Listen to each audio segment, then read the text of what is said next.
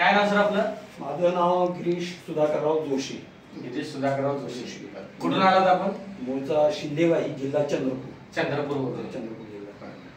तुम्हाला काय व्याधी होती म्हणून आपल्याकडून तुम्ही अँटॉक्स DNT घेतलं होतं? साधारणतः 4 वर्षापासून मला शुगरचा त्रास होता. शुगरसाठी. आणि त्याच्यानंतर इटफॉर्मिननी माझी ते शुगर कंट्रोल करायचे प्रयत्न सुरू झाले. म्हणजे गोळ्या डॉक्टरांनी चालू केल्या इटफॉर्मिन पासून. इटफॉर्मिनचं मग नंतर ओझोमेट G1 अजून वाढवून त्याच्याने हे नाही झाल्यानंतर ओझोमेट G2 झाली. परत तिसरी गोळी वाढवली आणि ओझोमेट G2 सोबत ग्लिपॉन एक वेळ ऍडिशन परत म्हणजे जवळजवळ 4 गोळ्या चालू होत्या. त्यांच्या कंटिन्यू सुरू झाल्या त्या. आता ह्या गोळ्या खाऊन पण तुमची शुगर किती आता झाली होती? गोळ्या खाऊन देखील माझं त्यावेळेस 340 वगैरे असं जायचं. 350 पर्यंत तुमची शुगर जेवणानंतर होती. म्हणजे गोळ्या खाऊन पण शुगर इथपर्यंत पोहोचली जी कमी होत नव्हती.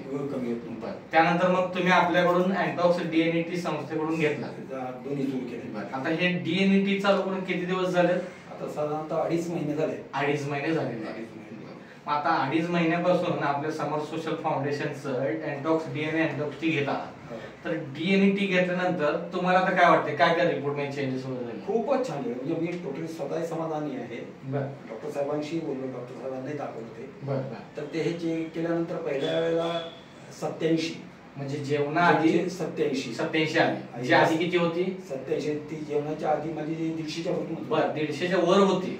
ती आता आपल्या घेतल्यापासून आली ती 87, 92 अशी दोनदा आली. बरं. आणि हे घेतल्यापासून तो एक तर फायदा आहे. आणि जेवणानंतरची शुगर किती होती आधी? 360, 350 पर्यंत. 350 पर्यंत. पण आता हे घेतल्यानंतर ती साधारणतः 130 ते 150. अभिनंदन. म्हणजे जी 350 पर्यंत जाऊन पोहोचली होती. आणि जी गोळ्या घेऊन पण आपली शुगर काय होत नव्हती, कमी होत नव्हती. पण आता आपण ह्या अँटॉक्स DNTचा वापर करून जवळ 2.5 महिने झाले. आणि 2.5 महिन्यानंतर तुम्ही जो रिपोर्ट काढलेला आहात त्या रिपोर्ट मध्ये आपल्याला आता शुगर दिसते जेवणानंतर 130. जेवणानंतर 130 ते 130. म्हणजे जवळपास आपण नॉर्मल रेंज वरती आलेलं दिसतोय. मग हे रिपोर्ट तुम्ही डॉक्टरांना दाखवले का? हो, सरांशी बोललो. मी स्वतः शुगर चेक केली. मग आता तुम्हाला ज्या 4 गोळ्या चालू होत्या त्यापैकी मग त्यांनी काय ते सजेशन केलं का? त्याच्यामध्ये पहिल्यांदा ना ओझोमेट G2 घेत होतो सकाळ संध्याकाळ दोन. त्याच्यासोबत एक ग्लिपॉन पण घेत होते. तर ते सगळे कमी. ओझोमेट G2 जे आहे त्याच्यातली अर्धीच गोळी घ्यायला सर. म्हणजे ज्या 4 गोळ्या चालू होत्या त्यातल्या जवळजवळ 3.5 गोळ्या कमी केल्या. आता फक्त अर्धी गोळी दिवसातून एकदा घ्यावी लागते होती. ती पण कमी केली त्यांनी. त्याच्यानंतर आता त्यांनी हे मेटफॉर्मिनची एक गोळी साधी, ती फक्त एक गोळी आता फक्त चालू ठेवली. बरोबर. म्हणजे डॉक्टरांच्या सजेशन नुसार आपल्या झालेल्या ह्या चेंजेस नंतर डॉक्टरांनी 3 गोळ्या कमी केलेल्या.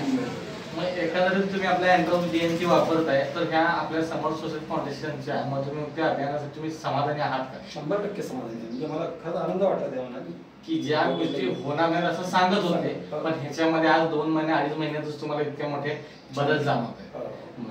तर ही व्हिडिओ आपण अनेक ग्रुपवरती अनेक लोकांपर्यंत पोहोचवली तर तुमची काही अडचण नाही.